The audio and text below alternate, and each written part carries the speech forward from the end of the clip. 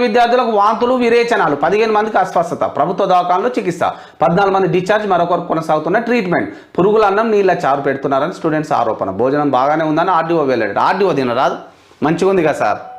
మీరు కాస్త ఎంగిలిపడండి మాకోసం ఊకోండి మేము తనిఖీలు చేస్తున్నాం ఆర్డీఓగా ఉండి నువ్వు అన్నిటిని తనిఖీ చేయాలి కదా మరి పిల్లలు ఎందుకు ఎవడే కుర్కూరలు తిన్నారట హాస్టల్లో కుర్కూరలు ఎట్లా వస్తున్నాయి నిద్రపోతున్నారా what absolutely you are doing what for your drawing the salaries every month in time ఒక్క నెల 5 తారీఖు లేట్ అయితే ప్రభుత్వం మీద అరుస్తుంటారు కదా మరి లక్షలు జీతాలు తీసుకుంటున్న మీరు ఇగో తాండూరు ట్రైబల్ హాస్టల్లో ఫుడ్ పాయిజన్ చూడరు ఈ పిల్లలను చూస్తే దుఃఖం వస్తుందా లేదా మీ పిల్లలకి ఇది పెడతావా ఆర్డీఓ ఒకటే రోజు నేను ఒకటే డిమాండ్ చేస్తాను నువ్వు నీ కుటుంబం నీ పిల్లలు రాండ్రిగా మేము పెడతాం